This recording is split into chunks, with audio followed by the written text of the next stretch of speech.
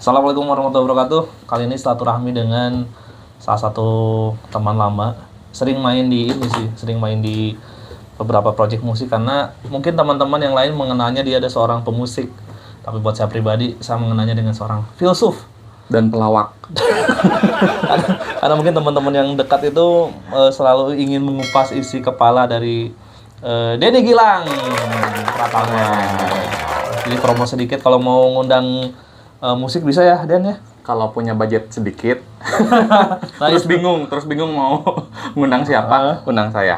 Berkali ada promo merendahkan dirinya sendiri. Tapi sedikit kan relatif. Relatif kan ya? Sedikit Sandra Dewi. Sedikit kata Ya, Jeff Bezos. Nah, karena kemarin saya lihat itu, Den, nonton Siksa Dubur.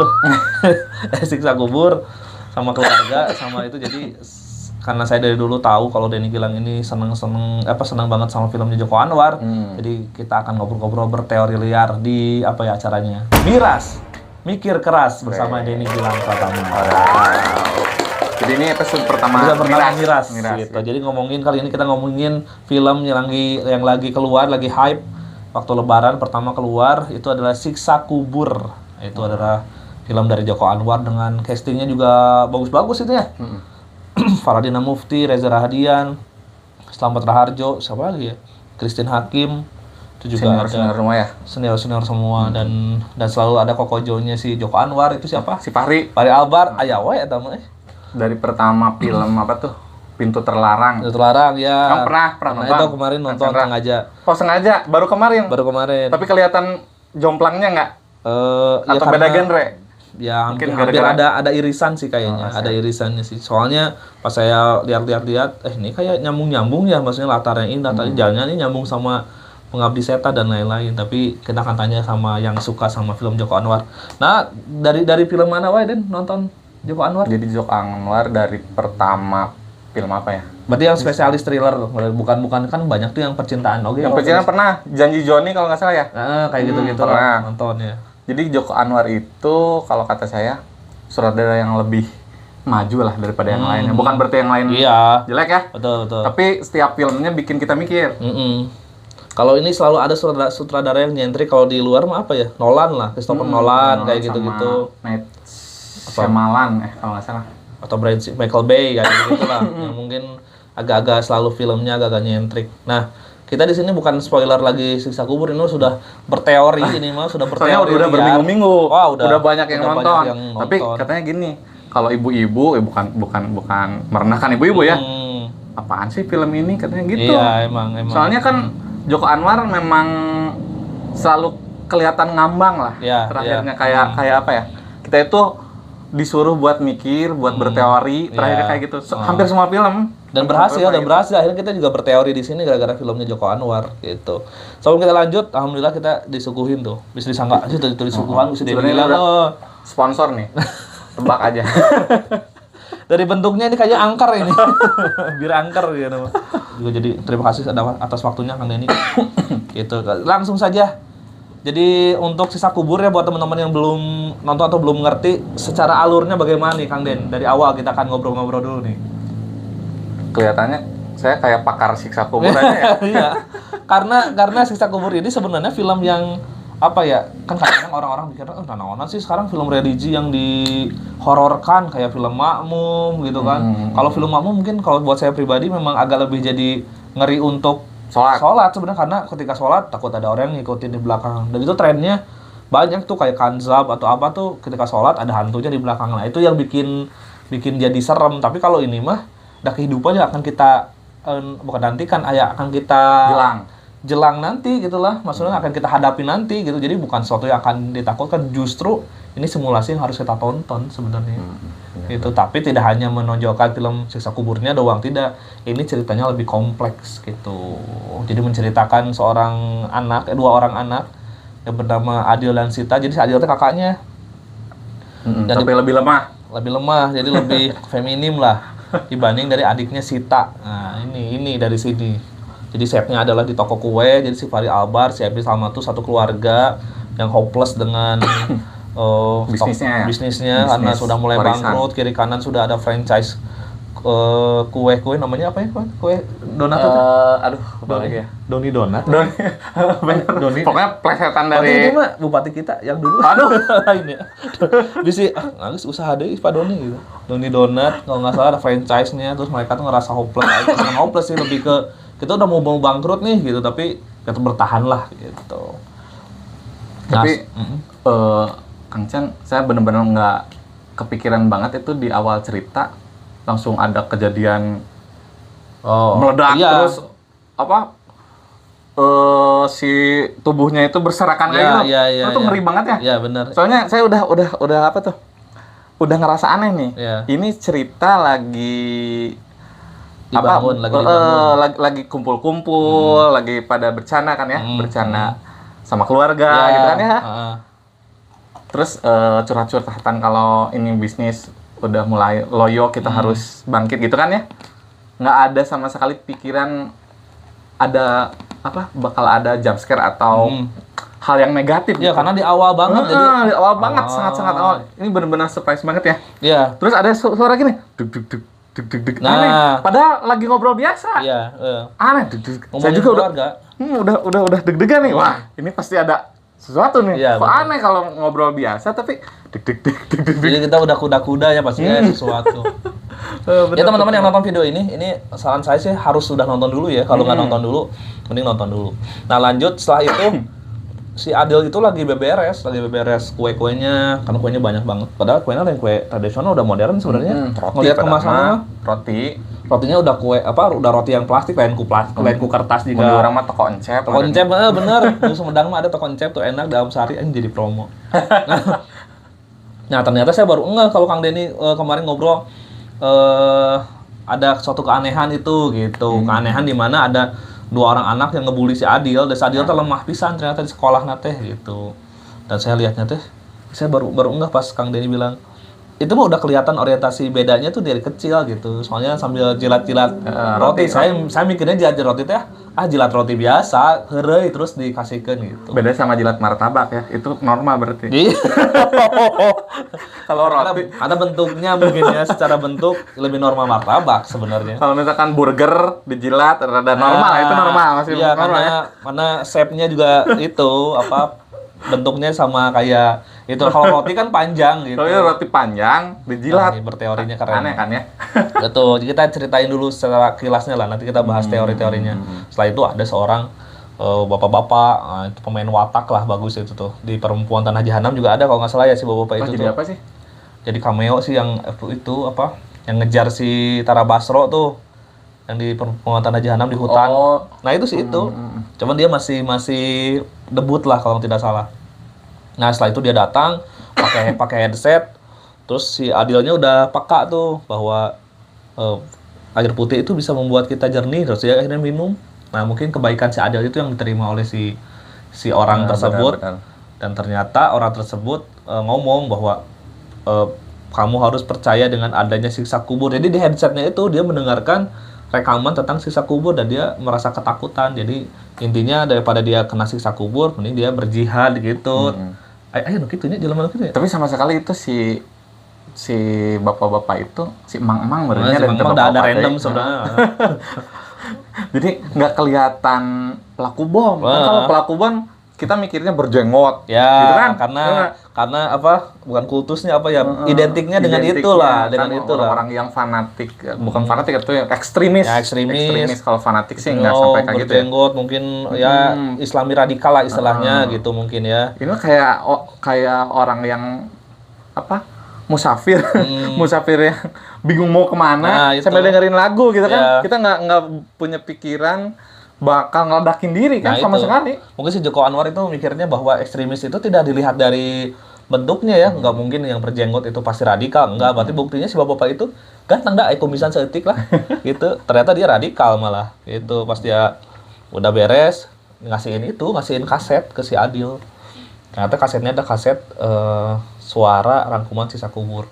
Pas keluar, nah setelah itu juga sebenarnya ada lagi tuh kayak yang nyuri-nyuri uang itu tuh gara-gara si Sita ngomong ada pencuri, suruh keluar, bapak sama ibunya keluar, akhirnya si Mang yang tadi meledakkan dirinya dan kena ke ibu bapaknya si Adil dan Sita. Dan di sanalah suatu motivasi Sita dan Adil menjadi seorang yang tidak percaya dengan adanya agama gitu atas kejadian terbomnya keluarga si bapaknya Sasi ngaranna teh Somad misalnya. Aduh, sahanya nggak disebutin namanya juga nama. Kalau keluarganya si Adil dan Sita itu terkena imbas dari bom itu. Kalau penonton itu yang penting ganteng katanya. Si pas anjing ganteng-ganteng setengah bom.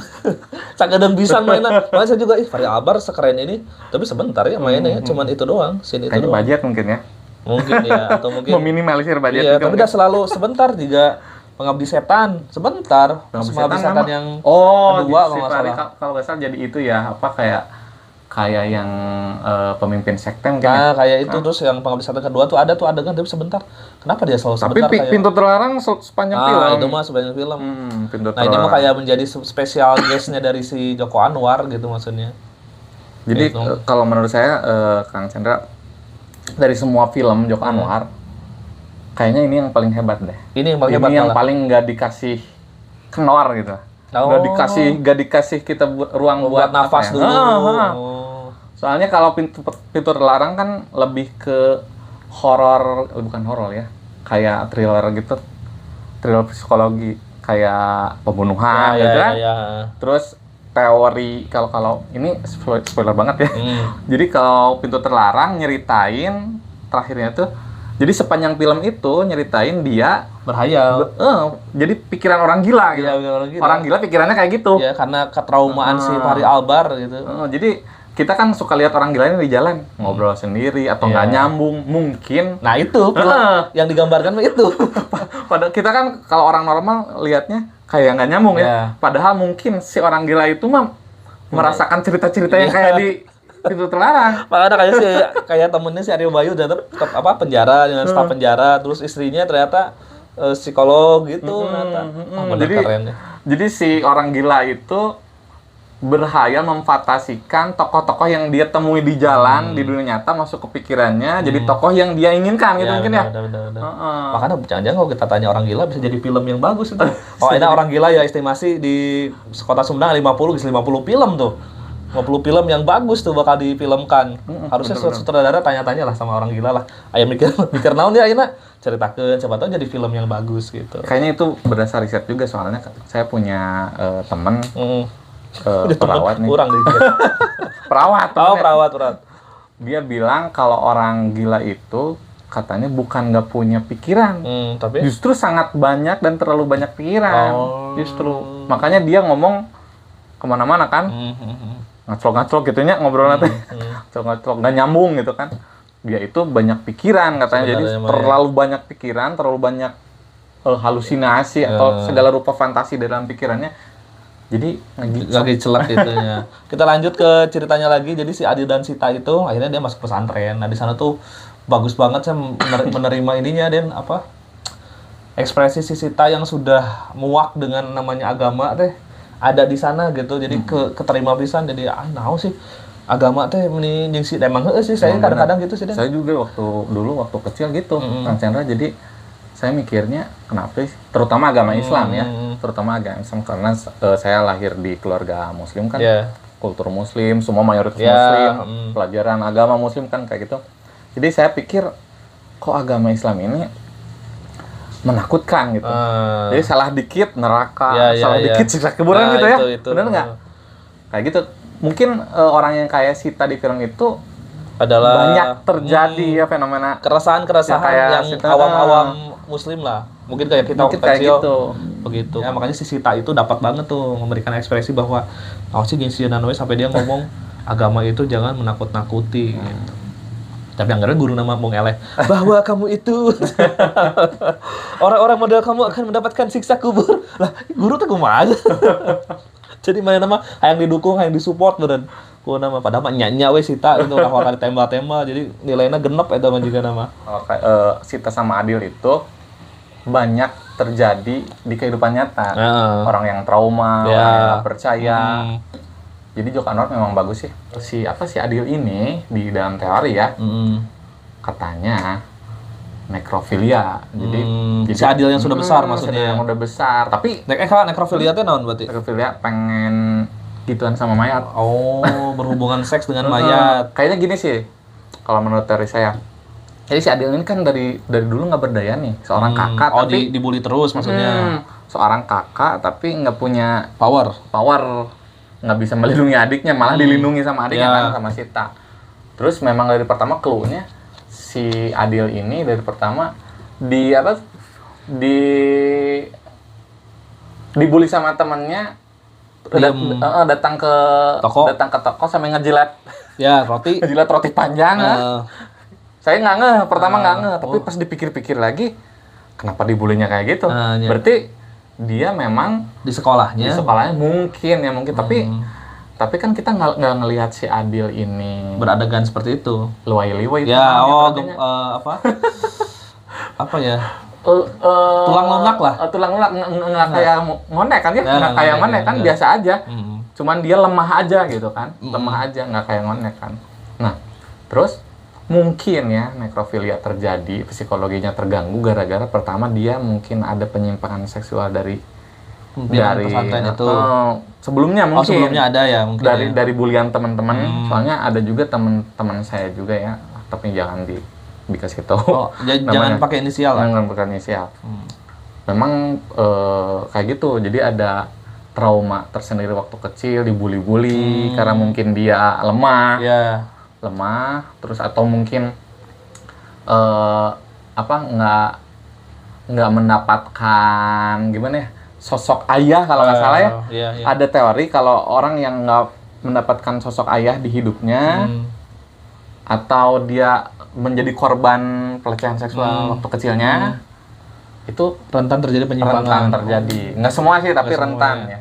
Salah satunya faktornya mungkin ya itu nggak ada ayah, pernah dilecehkan gitu. Jadi si sosok lelaki itu menyebalkan kayak Michael Jackson. Michael Jackson kan waktu kecilnya dia sangat terlalu dipres sama ayahnya. Ayahnya emang dia pengen jadi PNS. Jadi PNS kan idaman setiap orang tua tuh PNS. Michael Jackson, PNS mana? Jadi penyanyi mungkin dia atau naon. Waktu dia jadi penyanyi, jadi salah dikit disiksa kayak gitu. Jadi dia padahal kan ada sosok ayah, bener kan? Sosok ayah ada. Terus kakak-kakaknya kan cowok. Jadi nggak semua teori yang tadi saya kasih kalau nggak ada sosok ayah bakal jadi gitu. Ada sosok ayah juga kalau misalkan ada trauma tersendiri pada sosok laki-laki di hidupnya, kayak Michael Jackson. Kan dia akhirnya pelecehan, pedofilia sama cowok, anak cowok kan? Anak cowok. Anak cewek itu kasus aja. Anak cowok justru.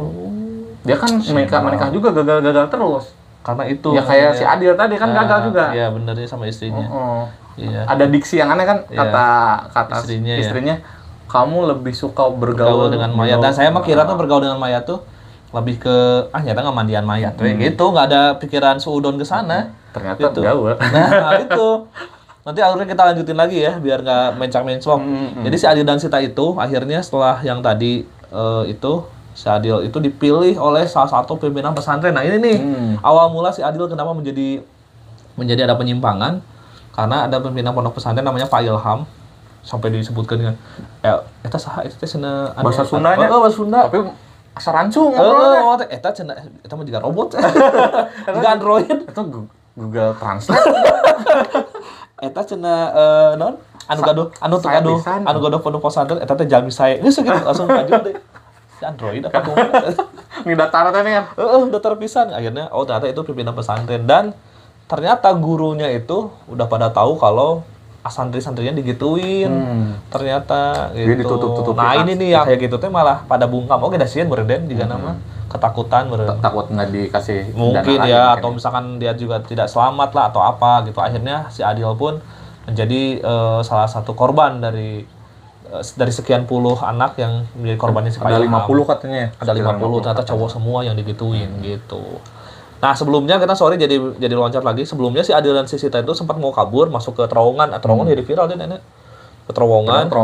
Jadi sekarang di tempat syuting di tempat vlogging itu, vlogging teman-teman YouTuber itu. Katanya udah puluhan tahunnya. Iya udah nggak itu. Nggak pernah dijamah. Ya jamah, terus akhirnya dia masuk ke dalam gitu. Terus si Adil dan Sita tuh ketemu si namanya Ismail. Nah Ismail tuh salah satu anak yang jadi korban hantu lah. Nah ini ada hantunya. Dan ini pun katanya menyambung dari film pendek cenah dia saya nggak nonton. Kalau saya mah udah nonton. Udah sambil makan nih sambil ngemil. Nah, itu juga salah satu film pendek dari Joko Anwar cenah Ismail. Makanya saya juga saya jadi memang nonton tapi itu. Nonton. Jadi rekaman siksa kubur yang dibawa sama si pembom bunuh diri itu rekaman dari siksa kubur versi film pendek. Oh itu tuh adaptasi dari film pendek. Jadi dulunya kayaknya idenya film pendek dulu. Terus mungkin ada ide lain, ide tambahan, dibikin film panjangnya, dibikin filmnya, tapi nggak nyambung sih, nggak nyambung. Emang nggak nyambung. Jadi ya, beda cerita mah.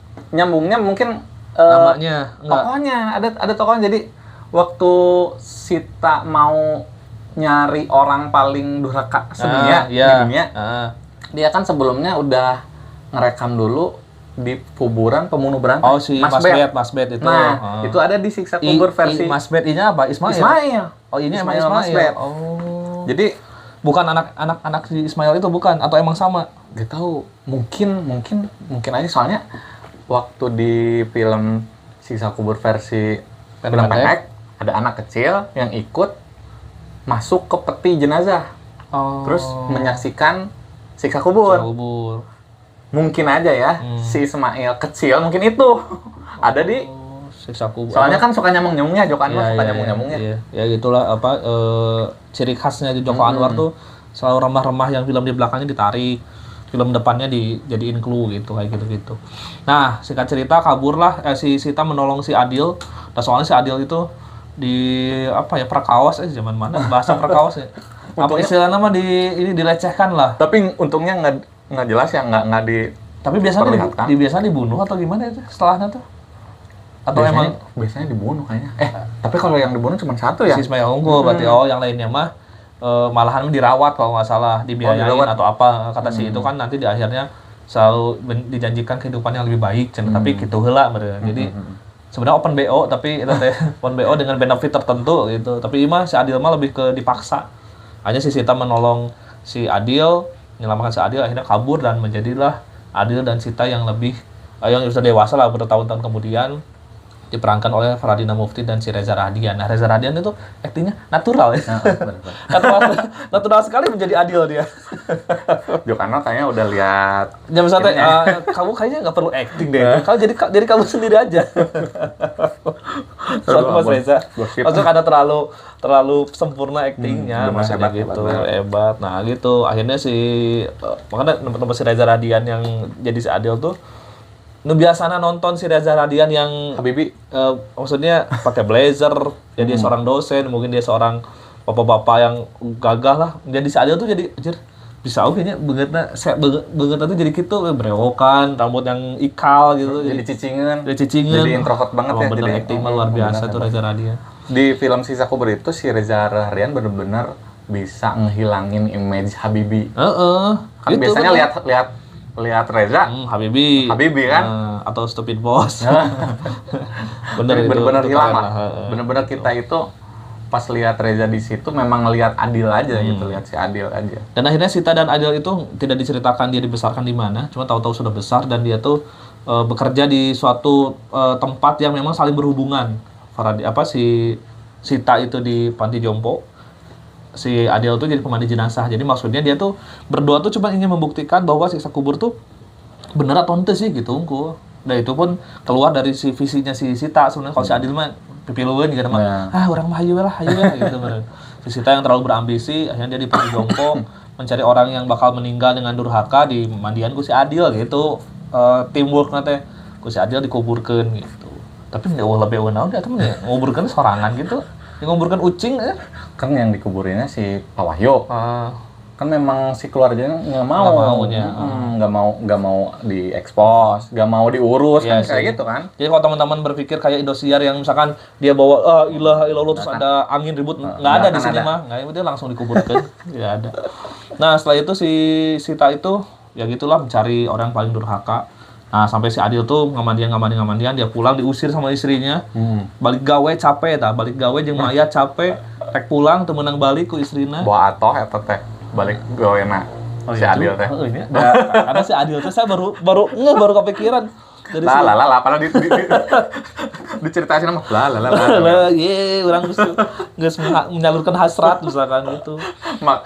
Mataksi istrinya ngadat pasti lala sebenarnya mah. Tapi kan kalau di film tapi kenapa istrinya bisa tahunya baca adil gitu? Kayaknya dia cerita atau gimana? Misalnya dia sayang sebenarnya aku habis mayat gitu. Nggak mungkin atau kalau menurut saya gini ya, karena jadi kalau menurut saya si Adil ini bukan kelainan dari kecilnya, tapi waktu kecil dia lemah.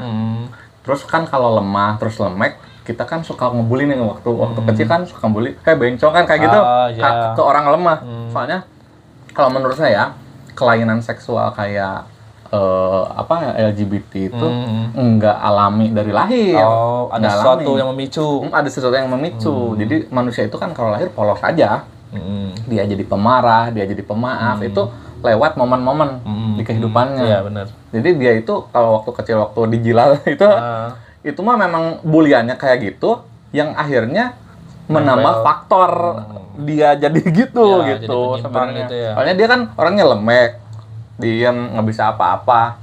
Di kehidupan nyata kita kan kita tuh berarti pelaku pembuli ya. Jadi banyak yang kayak gitu, banyak orang yang lemah waktu kecilnya dibully, disebutnya bencong kayak gitu kan. Akhirnya jadi bencong misalkan. Iya sih benernya. Banyak kan yang kayak gitu. Kayaknya kayak gitu si Adil ditambah waktu pesantren dijadiin korban jadi korban pelecehan. Nah, itu mungkin yang men-trigger dia menyimpang pisan mah itu bener deh. Kayaknya itu. Jadi pas kepikiran tapi enak juga. Kepikiran tapi enak juga gitu meren. Terus berkecamuk. Terus akhirnya berkesimpulan ternyata enak juga gitu. Akhirnya mungkin istrinya tahu lah bahwa si Adil tuh menyimpang dengan mayat gitu. Udah saya tahu dari dia soalnya. Jadi nekrofilia itu juga terjadi bukan serta-merta dari pas menyimpang terus jadi resep ke mayat dan gitu juga. Jadi kayaknya gini nih kalau teori saya. Dia itu kan lemah terus mungkin dia nggak kaya raya kayak si Pak Ihwan, Pak Wahyu kan ya. Kalau Pak Ihwan kan bisa membeli lah. Membeli kenikmatan gitu kan. Kalau misalkan orang lemah kan bingung. Kalau mau melecehkan orang kriminal. Jadi ya mungkin ya dia lebih milih ke orang yang mati. Orang mati kan nggak akan hidup lagi istilahnya ya. Justru malah atau lemah hidup lagi ya. Wah, saya ada feedback. Kebetulan nggak ada modal ya. Lumayan. Curigaan teh. Aduh aja. Aduh ngajung curigaan maneh. Soalnya kan malah atau saya lihatnya dia kalau lagi mandiin mayat yang dilihat kayak ke arah organ vital. Terus waktu Pak Wahyu meninggal dia malah ada gerakan tangan yang di tangan out frame lah, di mijat ya. Oh iya benar. Tapi dia itu kayak yang benci sendiri sama dirinya sendiri. Karena mungkin ketika Pak Wahyu meninggal itu dia terbayangkan itu adegan itunya. Memang benci sama Pak Wahyunya karena dia yang nge-trigger dia buat jadi rubah kayak gitu. Terus kedua memang dia suka mungkin ya. Jadi di saat dia suka benci juga gitu. Pak Wahyu dicekek jadinya. Tapi beres eta aduh, harus ada gampang. Nah, sebelum jauh itu jadi kita back lagi. Jadi di sana tuh ada karakter banyak banget nenek-nenek, kakek-kakek yang katanya tuh teorinya dia juga hero sase ya. Nah, katanya si Panti Jompo itu bagian dari hero sase juga sih dia. Ternyata cenah mah gitu, tapi tidak disebutkan di film. Itu mah teori-teori dari beberapa orang. Nah, hero sase tahu tapi mana? Ya itu yang di pintu terlarang itu. Ini kan ada hero sase itu nontonin disiksa. Nonton adegan-adegan yang dan ternyata walaupun di luar pikiran si emang tentang pintu terlarangnya bisa nyampur. Hero sasenya ada ternyata, bukan pikiran si orang gila. Terakhirnya dengan ternyata penjaranya si orang gila si Fahri Albar tuh. Memang sase ada terakhirnya. Terakhirnya tuh ada tulisan hero sase. Itu di akhir post credit ya. Harus nonton lagi nih pintu terlarang. Soalnya si Gambirnya tuh jadi pastor terakhir. Jadi pastor. Ada di post credit jadi. Nah, akhirnya ada si Rio Dewanto mungkin di modus anomali mungkin ya. Aduh, harus nonton lagi nih. Saya lupa nih. Ada di terakhirnya. Saya nonton waktu tahun 2000 berapa itu. Saya baru nonton kemarin-kemarin. Kalau saya udah lama banget. Jadi dulu nggak banyak berteori juga. Nonton aja. Nonton aja, kayak gitu. Nah, terus akhirnya ada karakter-karakter yang di sana tuh yang vital banget, namanya Pak Wahyu. Ternyata Pak Wahyu itu adalah seorang pimpinan pondok pesantren yang berganti nama dari Ilham menjadi Pak Wahyu gitu. Dan dia tuh berada di panti jompo karena membenci keluarganya juga membenci si Pak Wahyu, sehingga dia memisahkan diri di panti jompo. Dan si Sita tuh sudah tahu ternyata bahwa itu tuh pimpinan pesantren dan diurus berhari-hari, bertahun-tahun sampai benar-benar deket ya. Sampai benar-benar deket, cuman ingin membuat kalau dia tuh seorang durhaka begini tuh akan disiksa atau bagaimana, itu unggul sebenarnya si premisnya tuh. Itu, tapi menariknya adalah kata-kata dari Pak Wahyu itu yang memang menjadi inti dari cerita si film Siksa Kubur.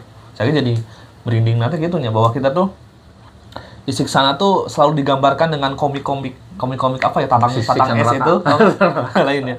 Tentang siksa neraka kan gitu modelnya di Istika atau di Naun. Padahal mah kita kan can ngalaman gak acan gitu maksudnya teh.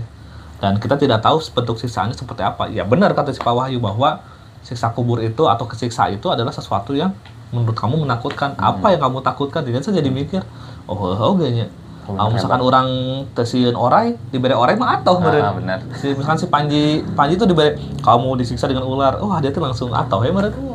Jinak. Malah jinak di si Panji mah misalkan. Jadi siksa kubur itu apa yang kamu takutkan gitu. Emang benar, jadi kalau menurut saya si omongan si Pak Wahyu itu justru lebih berbobot. Iya benar, lebih berbobot. Jika lebih tauhid si Pak Wahyu. Lebih berbobot daripada, maaf ya, ustadz-ustadz yang ada di ceramah di film itu. Kalau misalkan si ustazah ada yang di TV. Oh iya. Itu kan ada. Terus si ustazah kan lebih ke bukan menakuti ya. Lebih ke seperti fantasi gitu ceritanya. Iya. Tapi kalau misalkan dari sudut pandang Pak Wahyu, justru itu lebih masuk akal.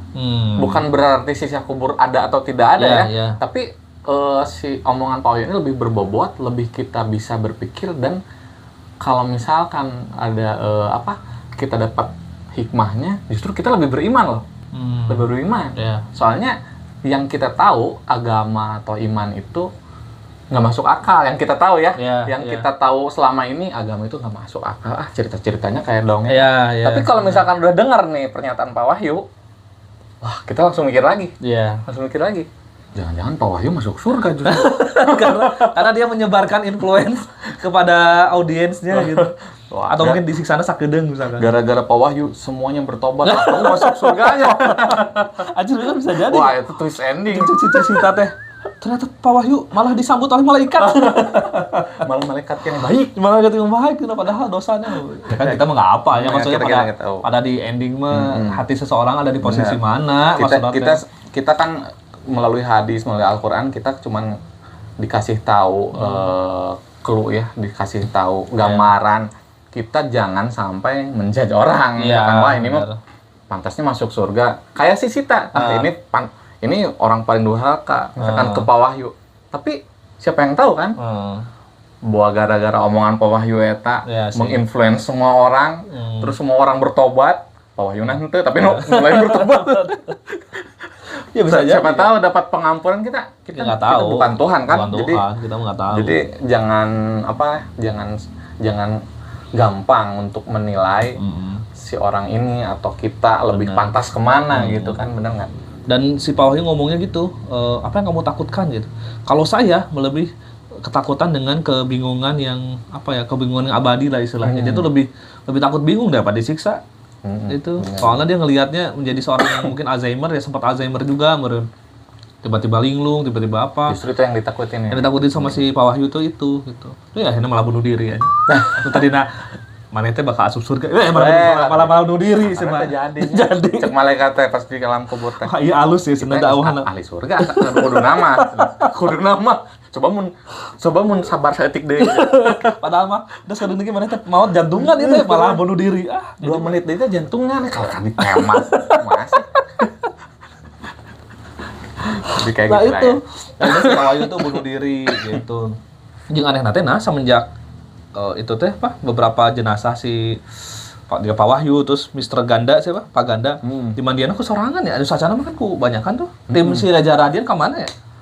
tahu sih. Nah, ditakut bener sama si Adil. Tapi nggak tahu kan awal-awal mah mandian teh banyak tuh. Nah, pas kadi-kadi mandian teh cuman si Adil unggul, si Reza unggul, saya teh nggak mandian. Mungkin biar lebih si filmnya lebih tertujukan si Adil katanya. Si Adil mungkin. Atau si Adil berarti si cowok atau pohon gitu Joko Anwar. biar lebih konsen ke Adil sih mungkin. Maksudnya gitu. Tapi tambah sebenarnya terpenting untuk dibahas. Cek Joko Anwar teh. Ini anjir urang kapangian kelemahan eta kelemahan. Bener kapikir urang teh.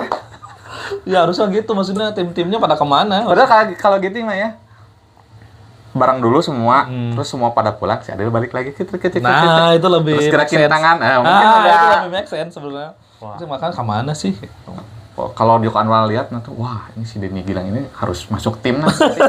Siksa kubur 2. Dan coba cari Yenasan apa yang kurang gitu. Apa yang kurang ya? Soalnya kritikus banget ya. Kritikus yang tidak mendasar. Nah, akhirnya si Sita itu karena si Pak Wahyunya udah dikuburin, dia bermaksud untuk menguburkan dirinya sendiri untuk mengetes bener sih seorang yang durhaka seperti Pak Wahyu itu akan mendapatkan siksa. Akhirnya dengan si Adil itu merah handicam langsung dikuburkan diri, dan dia tuh di dalam kuburan tuh menggunakan pipa untuk bernafas. Nah, saya curiga ada cacing dan jika nanti pipa nanti ketutupan ku tanah jika nantinya. Cacing atau buntut orang sih teh? Cacing sebenarnya. Cacing masih gitu teh pluk gitu. Cacing baru saya teh. Bener. Nah, cacing di pipa. Makanya banyak yang berteori bahwa si Sita itu meninggal dalam keadaan kehabisan nafas gitu karena ketutupan si Adil mah atuh. Ayo pipana di abusan tanah satu dari si Adil mah. Atau ku si Adil gitu. Jika lebih hancur siapa Sita cenah. Teori. Lieur pan si Sita mah membawa obsesi yang buruk wae daripada gitu mah tutupan. Daripada lancik orang nyeun orang musyrik wae. Gitu. Bisa jadi gitu nya. Da pusing ku lancik kadang-kadang gitu aya jelema anu pusing ku lancikna yang gitu deh. Nah, termasuk si Adil yang pusing dengan lebih serem ya filmnya kayak gitu. Ini bukan siksa kubur lagi. Kedurhakaan keluarga. Tapi kalau kata saya kan yang aneh gini, ada ular kan, cuman lewat doang, aset tuh mungkin lah, cuman lewat doang gitu kan. Nah di sana tuh di atas tuh ceritanya ada pas si tadi masukin ke liang kubur, dikubur, malamnya ada ular berbisa lewat si Adil. Si Adil lewat doang, udah si Adil terlihat doang, udah. Tapi si Adil tuh kekieuan deh soalnya, kekituan dah. Si Adil tuh gitu ada gitunya. Kemungkinan itu tuh udah dipacok tuh saya mah. Kayaknya kayak gitu sih. Jadi si Adil mati duluan. Mungkin. Terus si Sita kalau di mana teriak-teriak juga udah nggak kedengeran sama si Adil kan, si Adil disuruh nungguin kalau misalnya ada apa langsung digali lagi kan, pengennya kayak gitu kan. Si Sita pesen sama si Adil kayak gitu. Jadi nanti kalau misalkan habis oksigen atau di dalam ada sesuatu teriak-teriak kedengeran sama Adil digali. Maksudnya mah begitu. Tapi gara-gara Adil udah dipatok ular mungkin ya. Mungkin jadi teorinya. Jadi dua-duanya mati gitu kan. Soalnya terakhir si Adilnya juga ada matanya matanya ada apa bengkak sama lehernya. Jadi si Joko Anwar tuh selalu menuliskan skripnya begini ketika di dalam guanya pas menemukan Ismail, si Sita tuh ngomong ketika kita kekurangan oksigen kita akan banyak berpikir halusinasi dan lain-lain gitu. Jadi kenapa sih itu sampai diulang berapa kalinya obrolan itu? Ternyata emang diterapkan di adegan si Sita di dalam kubur. Jadi si Sita itu setelah itu memang tidak ada apa-apa. Nah, di sana tuh loba pisan rentetan kejadian kalau teman-teman sudah nonton. Semuanya jadi permusuhan dan lain-lain. Dan akhirnya teori apa deh kan kemarin tuh? Kenapa si Sita menjadi berhalusinasi itu ternyata itu tuh bagian dari siksa kuburnya katanya seperti itu. Jadi setengah film itu nyeritain siksa kubur justru bener. Tapi siksa kubur si Sita. Iya, makanya pas saya mikirnya tuh naon kan gitu. Si Pak Wahyu itu tidak disiksa apa-apa. Padahal itu tuh ada dalam suatu dimensi di mana itu teh alam kubur jika nate karena alam kubur adalah alam yang ditakutkan oleh mungkin versinya si Sita tuh kayak gitu. Itu misalnya orang sieun ku pamajikan jigana sisa kubur teh carakan pamajikan we tapi ka kiamat mungkin tapi ka hari kebangkitan ayo dicarakan misalkan walau alam bisawab makanya gitu. Jangan takut sama istri ya.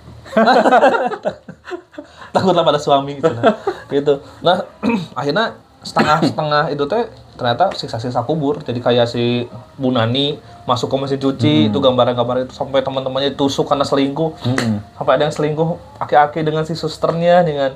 Nah, itu tuh gambaran si Sita yang tidak ingin itu terjadi gitu. Karena kata si Dina TV itu dan ada yang ngomong ketika ada orang bersakaratul maut, dia tuh akan kembali kepada apa yang dia takutkan, dia inginkan gitu. Makanya dia flashback terus merasa bersalah. Makanya pas si Sita nangis, orang sekuat si Sita wae bisa merasa bersalah. Oh, berarti saya baru ngeh kalau ini lagi dalam masa-masa sakaratul mautnya si Sita. Gitu. Terus gini, Kang Chandra, kelihatan nggak si tirai kan warna putih, ganti jadi merah. Ya. Terus masuk ke tokonya, ya, merah semua. Yang flashback itu. Itu kan kayak di pesantren, kalau berdosa pakai kerudung merah kan? Oh. Bener nggak? Iya. Jadi itu metafora lah. Iya. Metafora dari siksaan, dari hukuman. Hukuman di pesantren kan gitu. Baju putih-putih nih, kalau misalkan kita melakukan kesalahan, itu masih sampai hari ini masih gitu. Soalnya saya ada sepupu pesantren kayak gitu. Jadi ketahuan pacaran nih. Ketahuan pacaran, langsung pakai kerudung merah sendirian. Jadi dia biar malu gitu. Oh, biar menyadari kesalahan. Biar nanti nggak gitu lagi. Nggak tahu beberapa bulan lah kayak gitu. Merah terus, nanti diganti lagi gitu. Memang dari budaya pesantren aslinya kayak gitu. Memang kayak gitu. Bukan pesantren kilat mungkin ya. Pesantren kilat? Bukan ya. Karena terlalu kilat jadi nggak bisa bikin kesalahan. Pas kesalahan, bersertifikat. Rek bobogan, keburu beres. PDKT jadi anak sawal. Keburu ngeresan. Kaburu sadar, kaburu pisah maksudnya gitu, kaburu pisah. Oh iya ya, berarti emang itu menunjukkan bahwa si Sita tuh merasa bersalah gitu. Jadi banyak metafora. Ya. Banyak. Break ada setelah dari sana, dari flashbacknya si Sita. Itu tuh akhirnya si Sita, jadi asal tentang si Sita ya. Asal tentang si Sita terus filmnya tuh emang lebih concern kepada si Sita daripada si Adil. Atau jigana tapi si Adil mah geus maot, jadi teka caritakeun sebenarnya mah. Emang gitu. Kayaknya memang udah meninggal si Adilnya tuh. Jadi dia enggak keceritain si Sita mah kayaknya itu lagi dalam masa-masa sakaratul maut.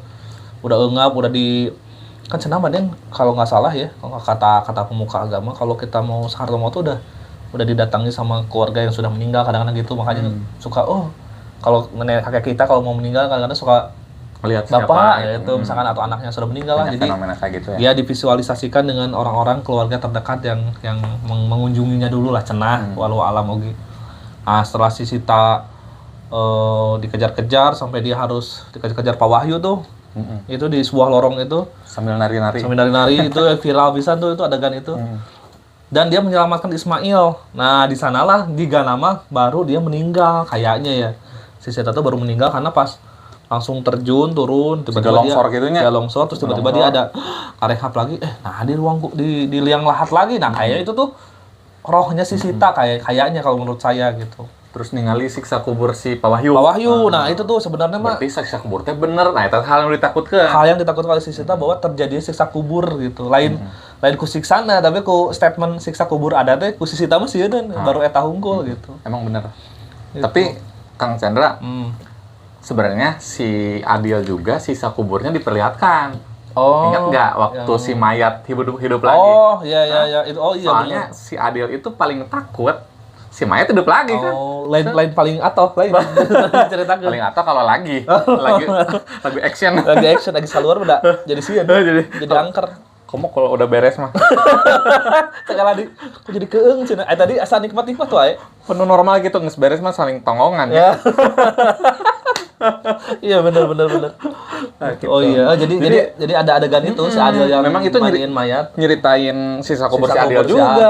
Ya, soalnya kan nggak mungkin siksa kubur si Sita, si Adil lihat mayat, kan nggak nyambung. Iya. Tapi itu nyeritain si Adil dapat sisa kuburnya, si mayatnya hidup lagi, terus masuk ke loker ya, loker. Masuk ke loker, terus mayat-mayat yang pernah dimandiin pada datang kan? Iya di pinggir-pinggir. Kenapa kan? Si Adil bukan takut sama mayat, takut ditagih kamu kemarin mainin. Iya, akhirnya kita mainin dengan tangan-tangan kita gitu meureun akhirnya. Atuh. Jadi si Adil ternyata teriak takut, teriak enak gitu. Pas di loker teh, wah enak juga. Padahal itu shocking filmnya di situ. Di sana sebenarnya mah gitu. Mungkin gara-gara si Adil ini nggak normal ya, mau penyimpangan seksual, jadi si istrinya meskipun cantik gulis bener itu nggak bisa bikin tegang.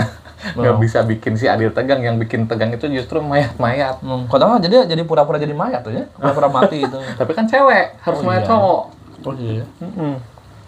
Gitu ceritanya. Mudah-mudahan di kehidupan nyata mah nggak ada ya. Sejauh ini masa nggak ada ya? Kalau di barat ada sih, ada kasus kayak gini. Jadi yang nekrofilianya cewek.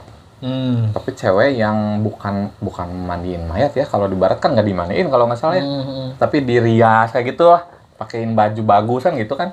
Kan bukan Islam, kebanyakan non Muslim kan. Terus waktu itu si alat kelamin pria mayat itu tiba-tiba ngaceng titnya, pakai tit ya. Karena naon lah, edukasi ini. Edukasi ya, ngaceng.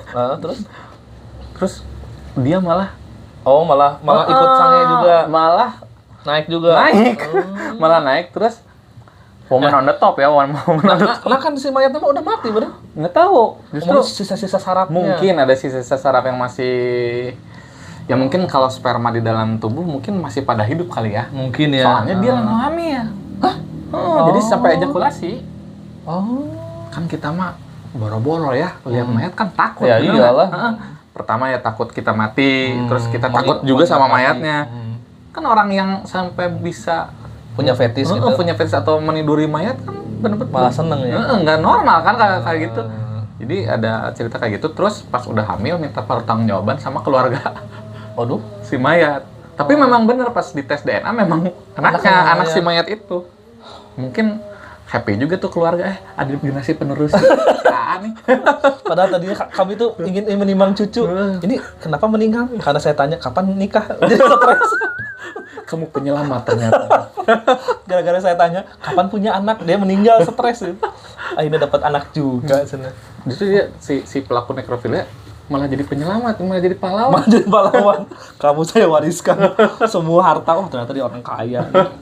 Tapi nyata itu tadi ada. Nyata. Kalau nggak salah ya bisa dicek lah di Google. Berita-berita ya. Bisa dicek lah.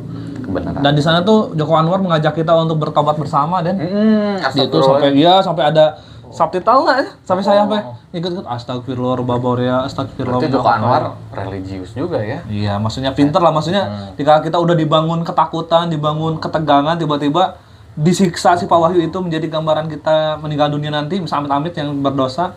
Akhirnya di sana tuh digambarkan pasti kita ngomong, tolong ajarkan saya bertobat. Nah itu jadi kayak kan katanya kita tuh akan menyesali kehidupan kita, dan ketika meninggal tuh dia mah berharap untuk hidup semenit lah di dunia, cuman ingin sholat cerita gitu. Dan si Sita tuh merepresentasikan kata-kata itu, jadi hayang hirup gitu, hayang hirup deui. Makanya saya juga curiganya si Sita tuh payah apa kumaha sih gitu, cuman dia tuh tolong ajarin saya taubat gitu. Ini persis banget dengan kata-kata para mayat yang berteriak kalau kita diperkenankan oleh Allah untuk mendengar kata-kata si jenazah di dalam bumi tuh, itu katanya penyesalan itu yang dikeluarkan tuh, saya pengen hidup lagi untuk sholat kayak gitu. Tapi bagus ya si Joko Anwar, jadi dia hebat jadi misionaris Islam ya. Jadi maksudnya, semua yang non Muslim yang Islam semua astagfirullah. Iya bener. Untung udah asyhadu Allah atau syahadat. Kalau syahadat wah bagus, mayoritas Muslim terbesar di dunia lagi. Kan kemarin kalah sama apa sih? Pakistan kalau Pakistan lebih banyak kan katanya. Ya. Nah, gara-gara Joko Anwar ini kita jadi mayoritas lagi. Jadi statistik Muslim kita menjadi naik lagi. Tiba-tiba di desa teh, Cici kunaon ka dieu? Ngarubah KTP aja. Jadi Islam. Aduh, geus kali 50 Cici teh ka dieu cenah. Aduh. Dulu abi ka dieu cenah. Aya cenah si Koko jeung saha ge. Semuanya masuk Islam. Hebat banget Joko Anwar. Saya pertama amal jariyah tah eta teh. Iya, jadi si pertama saya lihat Joko Anwar kayak orang sekuler, kayak orang yang liberal kan.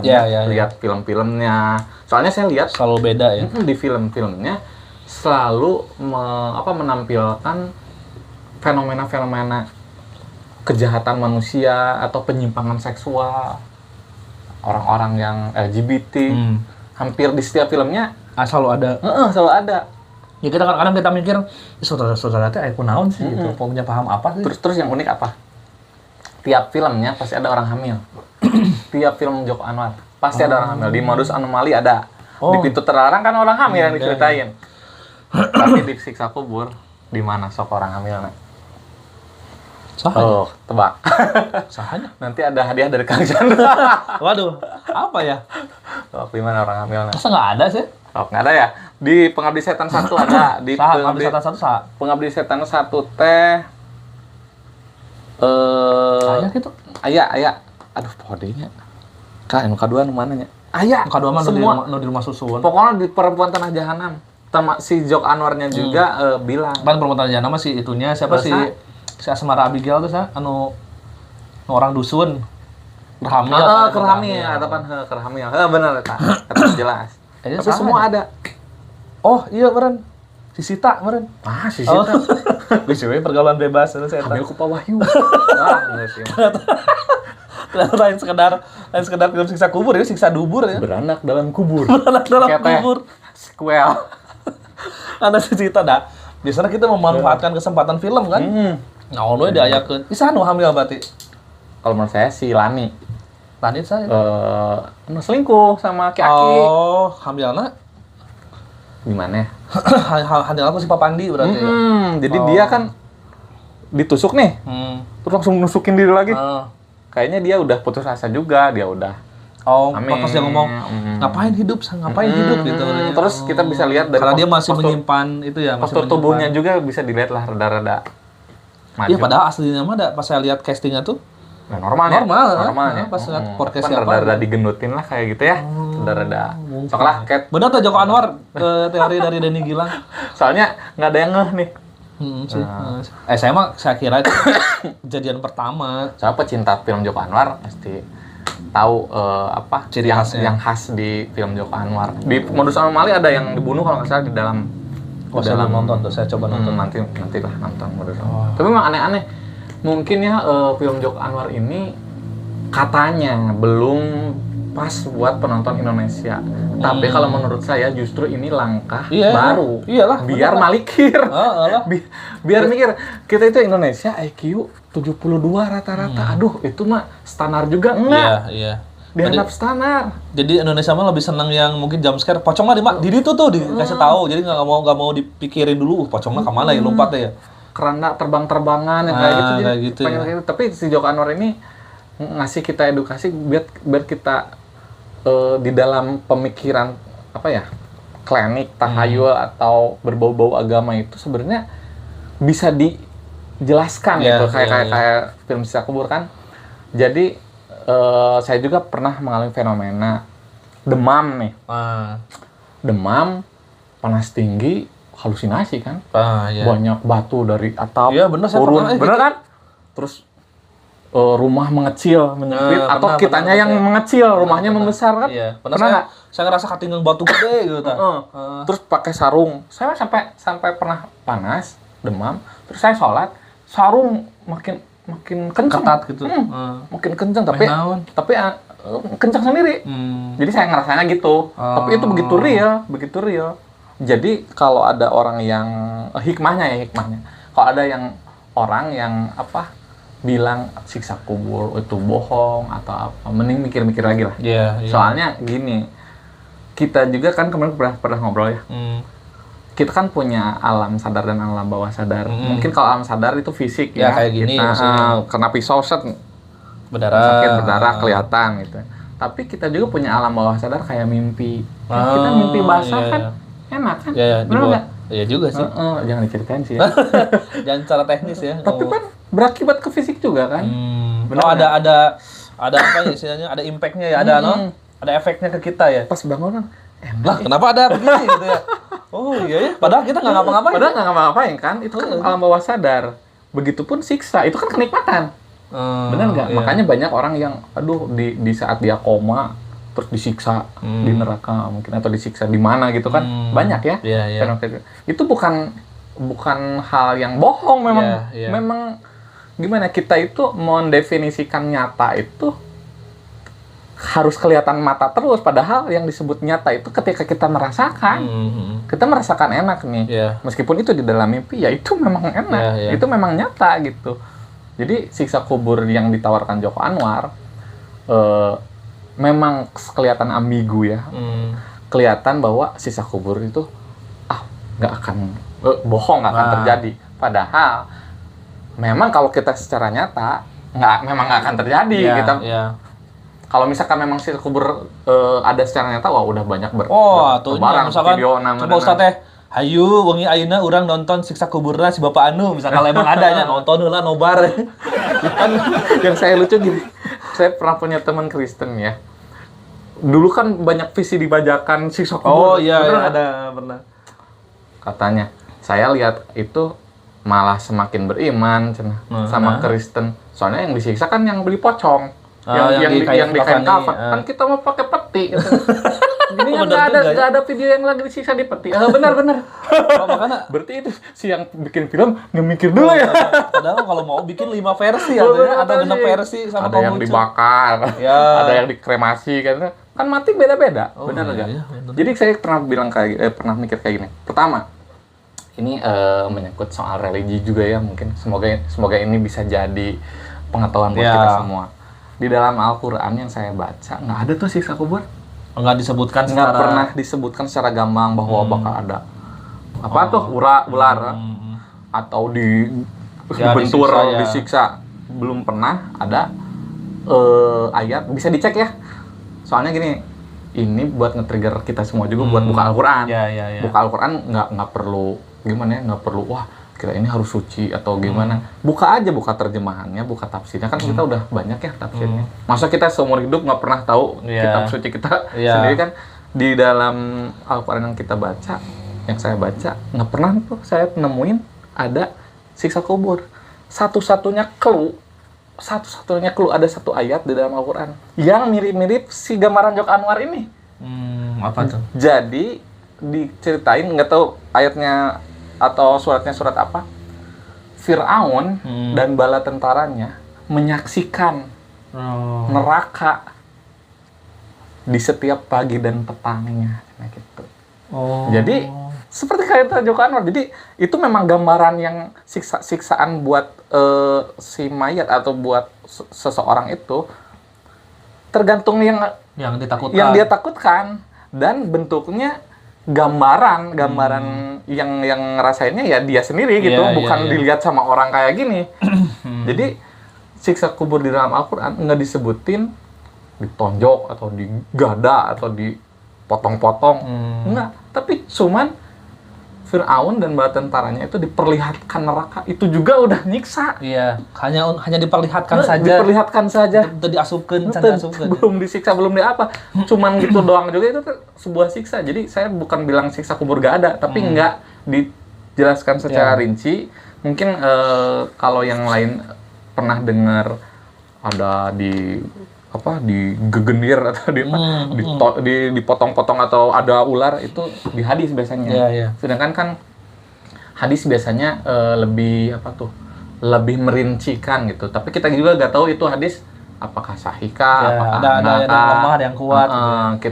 Kalau kita bingung dalam hadis ya kita rujuk lagi ke Al-Qur'an. Tapi di Al-Qur'an memang nggak disebutin itu siksa secara SOP-nya nggak disebutin. Kadang-kadang gini Den, orang-orang tuh mikirnya tuh SOP-nya siksa kubur adalah dengan ya itu yang divisualkan oleh si Pak Wahyu itu. Gitu. Jadi emang bener digendir gitu. Padahal mah kan kita emang walau alam kita nggak tahu gitu. Jadi kita itu kalau di agama Islam itu harusnya itu tuh lebih apa ya?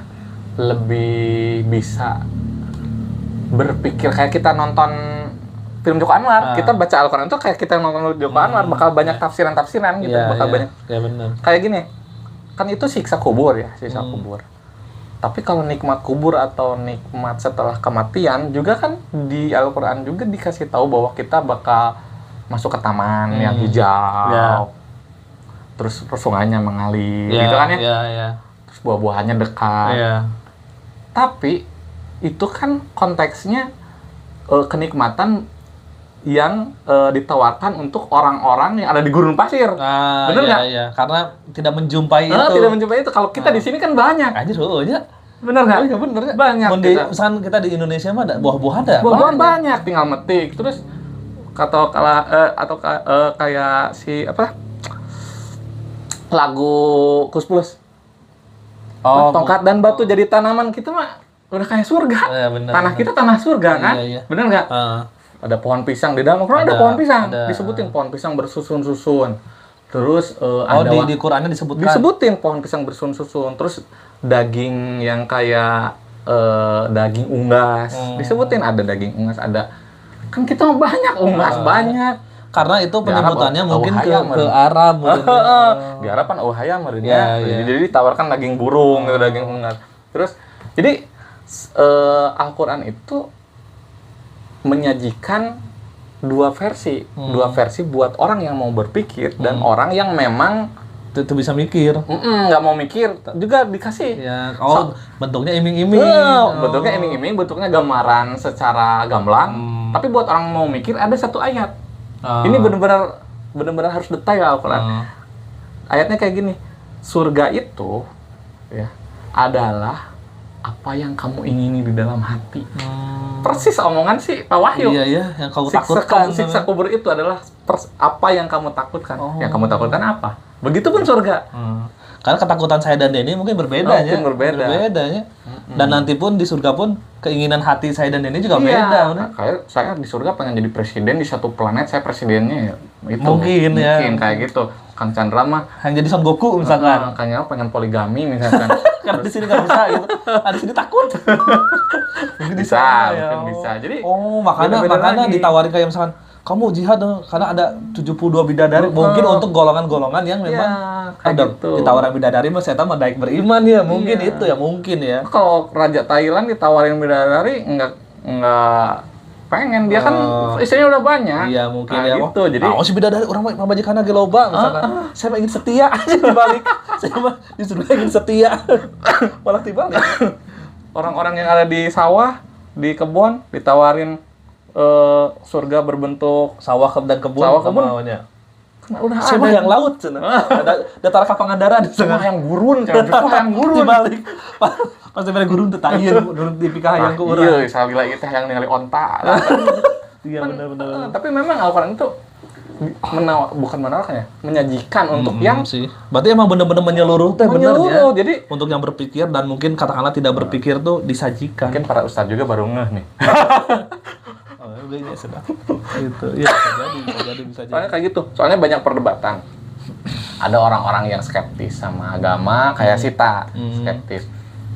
Mau mungkin lah di surga kan kata saya kamu belum baca keseluruhan ayat. Iya. Kalau kita baca keseluruhan ayat, justru ayat-ayat Al-Quran itu menyajikan buat orang yang mau mikir dan yang nggak mau mikir itu ada. Iya. Saya mah ngambilnya yang saya kan suka mikir ya. Hobi mikir. Saya mah nggak pernah atau jarang banget nonton film yang memang hiburan doang. Pasti harus ada yang mikirnya gitu. Yang mikir kayak gitu. Benernya teori-teori liar nih Mas Joko Anwar, sorry-nya orang nggak capruk duaan ngapain sih misalnya ngomong. Tapi ya emang betul sih. Bener kan, jadi si Joko Anwar itu memang bener satu pikiran sama saya. Kalau Joko Anwar mau mikirnya siksa kubur atau siksa nerakanya mungkin. Kalau saya mah dulu sebelum siksa kubur ini, saya suka berdialog, suka berdiskusi sama orang, sama teman-teman, sama siapa pemuka agama mengenai yang kayak gini. Soalnya di dalam pikiran saya, di dalam keyakinan saya, agama dan realita itu harusnya sejalan. Agama dan logika itu seharusnya sejalan. Saya kan suka bilang gini, Tuhan emang takut sama otak kita? Nggak akan takut kan? Nggak maha segalanya. Kan dia yang ciptain. Kalau kita mikir justru bagus kan? Kita menggali potensi yang udah Tuhan kasih buat kita berpikir. Jadi memang agama itu buat semua kalangan. Ada yang nggak mau mikir juga boleh gitu. Kalau yang mau mikir tepat juga. Sebenarnya kayak gitu sih. Jadi Joko Anwar itu bagus. Representasi dari pemikiran yang suka mikir mungkin ya. Banyak yang skeptis soal siksa kubur langsung percaya nih. Soalnya dia juga pasti mikir gini, wah siksa kubur secara nyata memang nggak ada. Tapi gimana kalau nanti kita mati terus disiksa sama fantasi kita kayak di film siksa kubur. Semua yang ditakutkan Sita kan yang ditakutkan Sita itu popularitas di panti jompo. Dia akhirnya kan dimusuhi. Oh iya. Kan takut dimusuhi sama jompo-jompo. Iya. Bener nggak?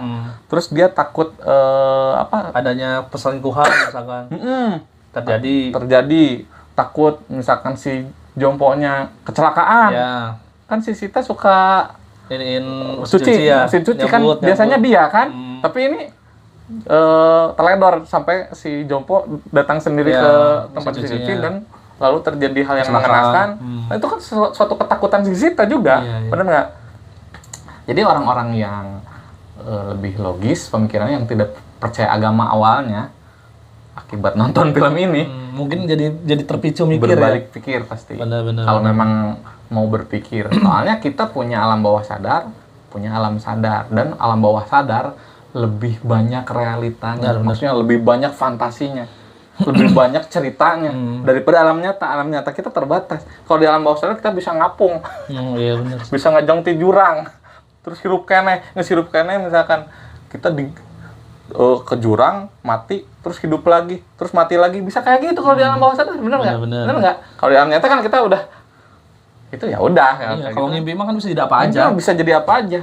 Makanya kita justru harusnya merendahkan diri, merendahkan hati kepada ayat-ayat Tuhan, kepada hadis-hadis, kepada Al-Quran, kepada agama ya. Jangan sampai sombong kayak si Sita. Iya. Si Sita kan sombong, ya, mana-mana. Gitu ya. Terus pas dia tahu kenyataannya, dia udah nggak ada kesempatan udah langsung lagi. Saya histeris pisan. Jadi muka si Sita itu benar-benar histeris, menyesali apa yang dia pahami selama ini. Tapi udah nggak ada waktu lagi kan? Iya, karena sudah terlambat, pintu tobat sudah tertutup. Jadi kelakuan memang udah binal, kita minimal percaya. Bener ya. Pembebakan kesorangan tuh. Minimal percaya lah, atau minimal pengampunannya bener minimal. Daripada kalau si Sita udah nggak percaya, angkuh lagi ngajak-ngajak si Adil. So, kan parah. Mungkin emang beriman ya, soal kelakuan rada pengkol-pengkolnya eta mah urusan dinamika. Nah, itu. Nah, film ini juga kesimpulannya adalah lebih ke film dakwah ceramah, tapi bumbu religinya tuh mungkin kayak hadis dan ayat tuh tidak kental dikeluarkan gitu. Jadi emang benar-benar lebih ke ini simulasinya loh, ini realitanya loh di dalam kehidupan kita gitu maksudnya. Jadi tidak ada yang kalau kamu berdosa maka tidak ada yang begitu-begitunya. Jadi ini malah lebih ke, saya mikirnya jadi malah oh iya ya, itu realita pisan gitu dengan kehidupan kita gitu. Saya awalnya gini, Kang Chandra, ini siksa kubur kalau misalkan nanti sebelum nonton film siksa kuburnya nggak ada, ini bakal jadi penistaan agama nih. Yang mikirnya gitu ya. Karena judulnya udah siksa kubur. Siksa kubur, tapi siksa kubur nggak ada misalkan. Ada tuh di net si film itu, oh ternyata siksa kubur nggak ada. Wah bakal diboikot ya si film. Tapi cerdasnya Joko Anwar, orang yang skeptis sama orang beriman bakal sepakat. Akhirnya ya menemukan titik tengah.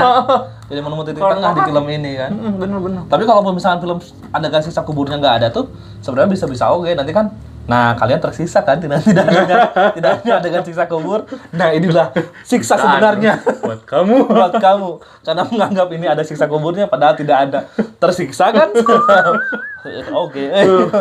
Nah, gitulah. Nah, jadi kesimpulan untuk filmnya dari sekian film Joko Anwar ini dengan posisi keberapa, Din? Ini paling pertama berarti? Yang paling pertama, soalnya nggak dikasih ampun. Berarti ranking 1 dari film-film Joko Anwar lainnya. Gitu dari awal udah bikin meledak nih. Nah, bener ya. Bikin meledak pikiran kita, soalnya saya... Ya secara kurva tuh gini ya, jadi tidak ada ke bawahnya. Apalagi pas akhir endingnya klimaks banget. Itu sih bener. Klimaks, bener-bener klimaks. Jadi pas saya sadarnya pas terakhir kan Manrobuka. Nah itu sih pas, kok bisa gitu. Manrobuka sih. Nah jadi kita, jadi seolah-olah Joko Anwar ngasih tahu kalau si Sita dan Adil tuh sudah mati. Jadi pas ada Manrobuka itu, dua-duanya udah mati ternyata. Jadi yang tadinya nggak mudang tuh, gedengan geus parai gitu. Gitu. Nah begitu. Jadi rada bager lah. Jadi rada mereklu gitu bahwa Adil dan Sita sudah mati gitu. Dan thank you Den, karena waktu pun lumayan nih. Saya harus lanjut lagi. Terima kasih Bang Deddy sudah memberikan teori-teori liar. Kayaknya ini segmen ini harus kita teruskan Den, membahas sesuatu yang viral dengan pandangan-pandangan kita berdua ini. Miras kan ya, mikir keras. Miras. Saya akan bikin kalian mikir keras. Mikir keras gitu. Ya, kan Miras Santika mikir keras. Apalagi ya, singkatan kita nanti kita bersama Santika. Wah, ya bahaya. Pikir keras Langsung sama istri, jangan diterusin. Jangan pula. Teman-teman jangan lupa di subscribe, di like, di share, di komen kalau memang seru. Nggak tahu kita mau bikin 2 part atau emang langsung aja satu judul, gimana nantilah, gimana editor ya. Terima kasih sudah menonton. Dan ada sesuatu yang mau disampaikan lagi? Ya, cukup. Kesimpulannya udah banyak. Mungkin ya nanti di episode selanjutnya semoga ada lagi. Semoga ada lagi episode selanjutnya kita usung tema-tema yang lagi viral, lagi hangat, atau kita bahas sesuatu yang kontroversial. Sesuatu yang gimana ya, bukan kontroversial juga. Selama ini jadi pertanyaan. Kayak tadi kisah kubur ada atau enggak sih?